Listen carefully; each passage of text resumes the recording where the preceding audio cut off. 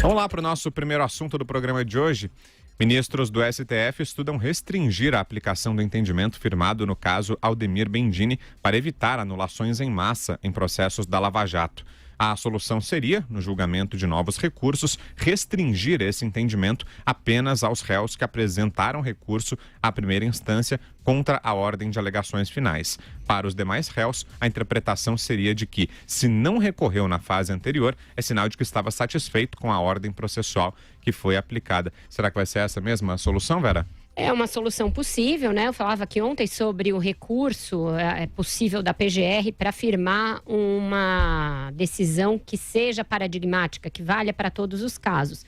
Então, caso haja esse recurso, pode ser firmado esse entendimento. Aí resta saber se vai haver uma maioria para isso, Brown. É uma pena que a gente precise ficar indo de puxadinho em puxadinho, de casuísmo em casuísmo, para decidir algo que até agora não era uma questão, né?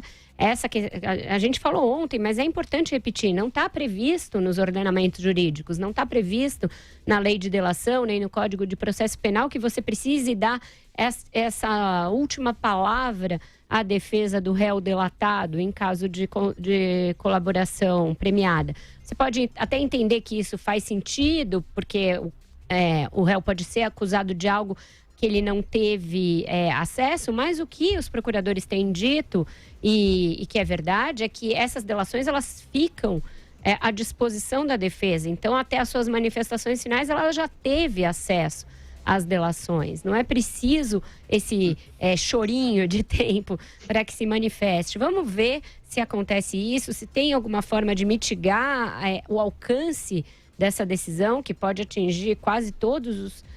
e a gente está falando só dos casos de Curitiba, né? Mas se você pensar em casos fora da Lava Jato, operações como Greenfield, Zelotes, várias operações que também tiveram delação premiada no seu bojo.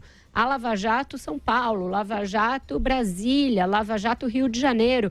O céu é o limite para casos que podem ser atingidos por essa nova interpretação que foi meio tirada da cartola ali pela defesa do Aldemir Bendini, mérito do advogado Alberto Toron, porém, estranhamente, o Supremo comprou isso, porque não vinha sendo tratado disso. E olha que o Supremo já fez sessões longas para discutir vários problemas inerentes ao Instituto da Delação, e esse não apareceu nas discussões que foram feitas de mérito a esse respeito.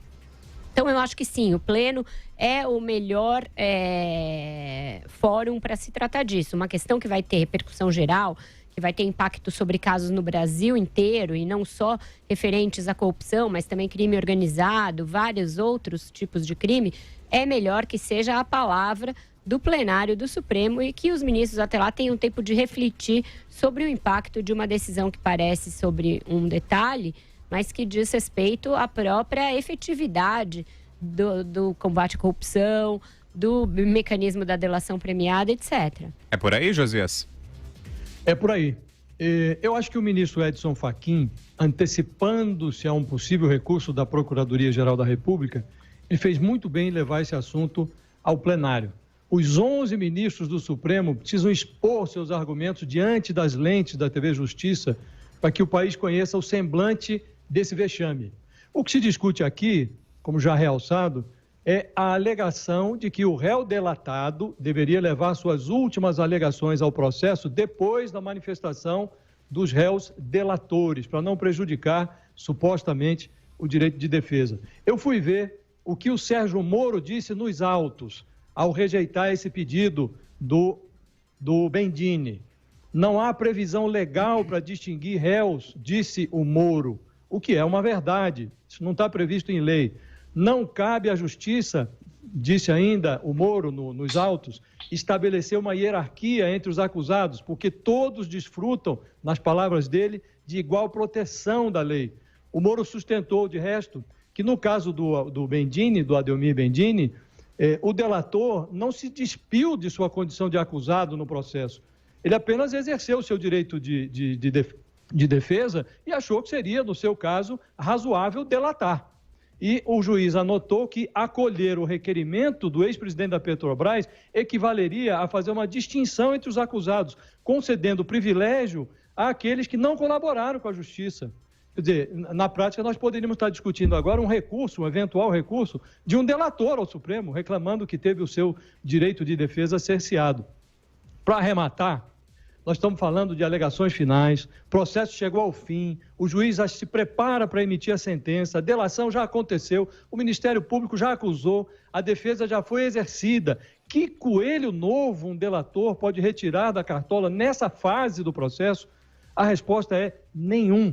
Portanto, a anulação de processos com base nessa exigência processual não prevista em lei é uma atrocidade jurídica. Constantino. Concordo com o Josias e a Vera, a parte técnica já foi devidamente explicada, é um absurdo, ninguém entendeu muito bem a decisão do STF e daí se pode concluir, então, que sem cair muito em tese conspiratória, mas reconhecendo que esse é o STF que nós temos, que pode ter sido aquilo que eu sugeri no programa ontem. Joga um balão de ensaio com um caso mais isolado da imprensa, um sujeito mais apagado, sem expressão, que é o caso do Bendini, para ver a reação. E a reação foi essa que vimos. Foi um estrondo, porque o efeito dominó dessa decisão estapafúrdia, que vai contra a lei, porque o juiz seguiu a lei e nada diz que ele não seguiu a lei para dar essa decisão, porque não está previsto na lei, seja do Código Penal seja de delação premiada, isso aí levaria a um efeito dominó que poderia colocar mais de 30 casos que envolvem delator em dúvida ou anulados. Abrindo esse precedente enorme, inclusive o primeiro da fila já, o Lula, que eu imagino que alguns ministros do STF tenham Lula livre como um grito preso na garganta. Então, isso seria da maior gravidade, viu-se a reação e aí volta-se atrás com uma decisão mambembe, esquisita, de que então tem que ser só para casos que houve reclamação após a primeira instância, porque aí mostra que havia uma insatisfação. Mas, de novo, casuísmo, são essas decisões estranhas que o STF vai tomando ao longo do tempo que geram mais insegurança e não menos insegurança jurídica. Quer dizer, então, só vale para quem comprovou, dada essa interpretação de que para isso eu tinha que reclamar no ato, naquela hora ali da primeira instância. Por quê? Não é um critério muito claro, não é um critério objetivo. Então, de novo, é o STF, infelizmente, e eu falo isso com muito pesar, porque eu, como um liberal com viés conservador, dou muito peso à importância das instituições, é o STF jogando contra o Brasil e, sem sombra de dúvida, contra a Lava Jato. Vamos ver, espero que tenham acusado o golpe, porque a reação da imprensa, da sociedade foi bastante forte, e espero que, pelo menos, deem esse jeito aí, porque dessa forma que está sugerido, o Lula pode botar as barbas de molho porque continua preso.